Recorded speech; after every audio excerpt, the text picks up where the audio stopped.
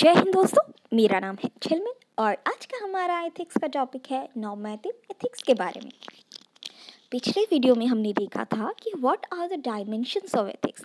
आज हम थोड़ा सा आगे जाएंगे और देखेंगे कि नॉर्मेटिव एथिक्स के सब पार्ट्स क्या है, क्योंकि बेसिकली एग्जाम में नॉर्मेटिव एथिक्स के बारे में ही पूछा जाता है ज़्यादातर। यहाँ पे मैं एक सिंपल सा अनाउंसमेंट करना चाहती हूँ। बहुत सारे लोग हैं जो ये पूछ रहे हैं कि आप लोग मुझे कांटेक्ट कैसे करें, कोई क्वेरी है तो कहाँ पे पूछे। तो अभी तक तो मैंने स्टडीज़ रिलेटेड इंस्टाग्राम या फेसबुक अकाउंट कोई बनाया नहीं है, लेकिन मेरा करंट इंस्टाग्राम अकाउंट है क्लेयरवॉयंट शिवांशी, क्योंकि मैं एक साइकिक मीडियम और एक टैरो कार्ड रीडर हूँ। वहाँ पे मैं साइकिक रीडिंग्स प्रैक्टिस करती हूँ।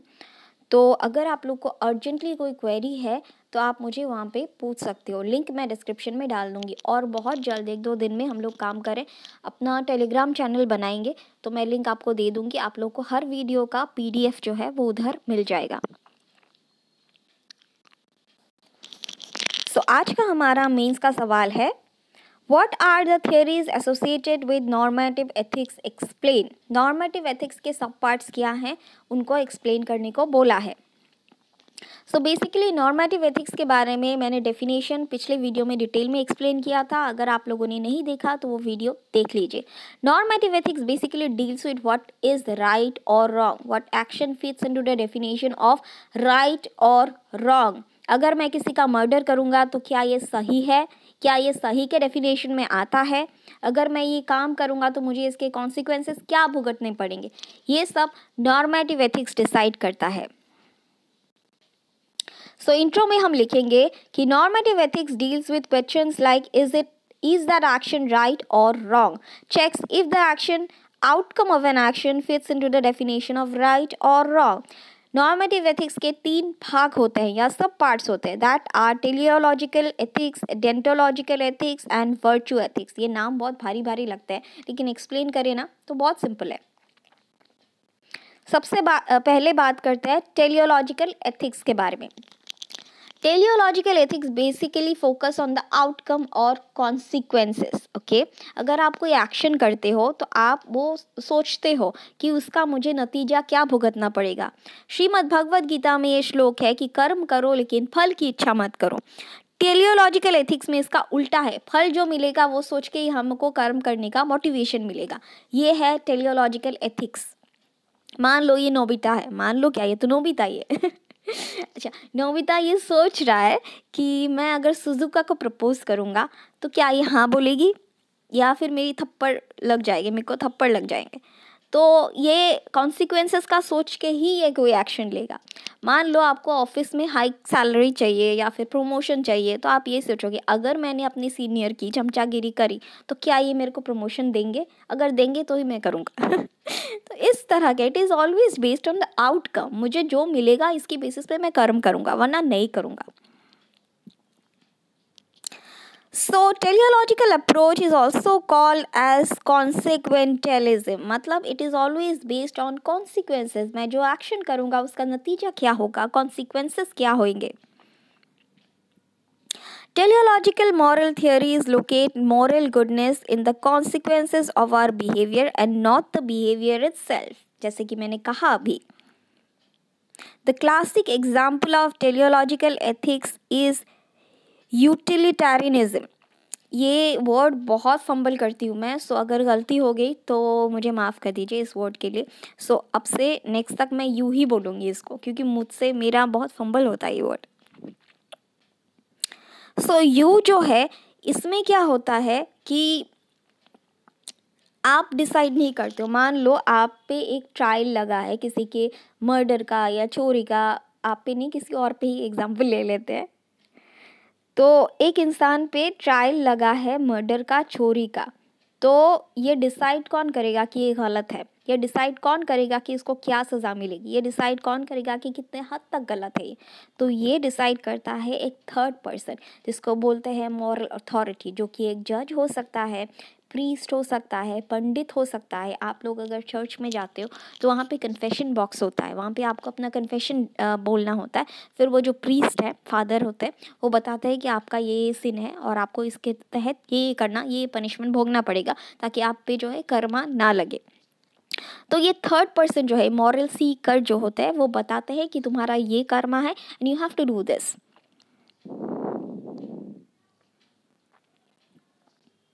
So you requires the moral agent to foresee the consequences of the action. In any given situation, he has to consider the available alternative courses of action and select the course which will result in the maximum utility or minimum uselessness. वो जो moral agent होता है, वो situation के हर alternatives को देखता है। तुमने ऐसा एक्शन क्यों किया? मान लो एक इंसान ने किसी का मर्डर किया, ठीक है, और उसने प्रीस्ट में, चर्च में आके ये कन्फेस किया कि मेरे हाथों से ये मर्डर हुआ। तो ये जो मॉरल एजेंट है, वो हर दूसरी सिचुएशन, ऑल्टरनेटिव्स को ढूंढेगा कि भाई तुम ये भी तो कर सकते थे, तुम सेल्फ डिफेंस में उसके पैरों पे गोली लगा मार सकते थे इंस्टेड ऑफ हाथ पे, हर्ट पे, तुम ये भी कर सकते थे। तो इस हिसाब से उसको सज़ा निर्धारित करी जाएगी, या फिर जज जो है वो भी यही सेम थिंग करेगा। Rather than maximize individual welfare, you focuses on collective welfare, and it identifies goodness with the greatest amount of good for the greatest number of people, the greatest happiness people. यहाँ पे utilitarianism का एक और benefit ये है कि ये सिर्फ एक इंसान, मतलब जिस इंसान ने गलत किया है उसके पॉइंट ऑफ व्यू से या उसके बेनिफिट के लिए नहीं सोचेगा, वो ये पूरे समाज के लिए सोचेगा कि अगर हमने इसको सज़ा नहीं दी तो ये किस तरह से इम्पैक्ट करेगा सोसाइटी को। फॉर एग्जांपल, ट्रेडिंग का एग्जांपल लेते हैं। अगर कोई प्लास्टिक मेड चीज़ की ट्रेडिंग करी जाती है, तो जो गवर्नमेंट है, यहाँ पे गवर्नमेंट है, तो ये कुछ चीज़ों पे बैन लगा सकती है, क्योंकि वो सोचती है कि ये इसका बेनिफिट टू रिस्क रेशियो कम है। इसमें रिस्क बहुत जनरल पब्लिक के लिए रिस्क है, क्योंकि प्लास्टिक पोल्यूशन हो सकता है, जनरल एनवायरमेंटल डैमेज हो सकता है। तो इसीलिए वो उनके जो इस एक्शन है उसको रिजेक्ट कर देते हैं या नॉट यूज़फुल कर देते हैं, मना कर देते हैं। यहाँ पे ये मॉरल एजेंट गवर्नमेंट है और यहाँ पे ये एक्शन इनका है। ये अगर प्लास्टिक वगैरह सेल करने की कोशिश करते हैं तो ये गवर्नमेंट जो है सिर्फ इनके बारे में नहीं सोचेगी, ओवरऑल बेनिफिट सोचेगी कि दूसरों के ऊपर क्या इम्पैक्ट होगा इनके इस एक्शन का। तो ये इस पॉइंट ऑफ व्यू से अपना जो है वो जजमेंट देंगी, पनिशमेंट देंगी या कुछ भी देंगे।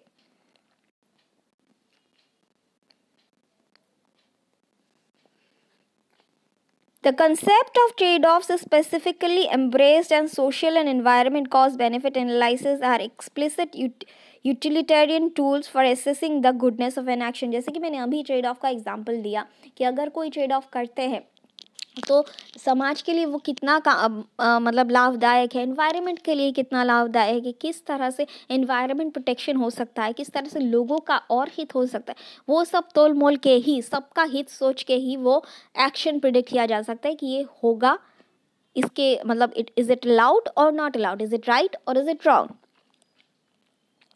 उसके बाद दूसरा है डियोंटोलॉजी।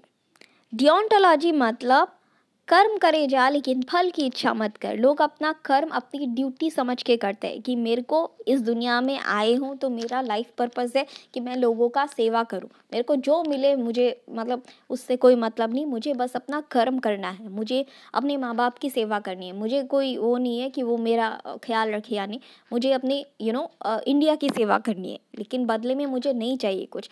इस तरह के व्यूज़ जो होते हैं वो होते हैं डियोंटोलॉजी वाले व्यूज़, जो सिर्फ निस्वार्थ होके मतलब अनकंडीशनल जो बोलते हैं कि कंडीशंस नहीं है, मुझे सिर्फ अपना ड्यूटी पूरा करना है, ये मेरी ड्यूटी है कि मुझे ये करना है, इसीलिए मैं इस पोस्ट में आया हूँ।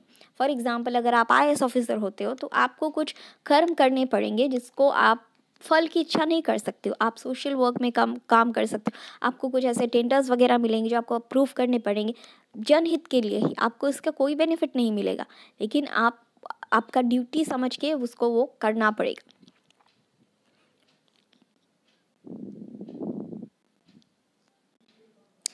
The deontological approach rejects that the moral worth of any action depends on its consequences. वो ये बात पे बिल्कुल नहीं मानते कि कर्म सिर्फ फल के लिए करना चाहिए, कर्म करे जा लेकिन फल की इच्छा मत कर. ये deontological approach है.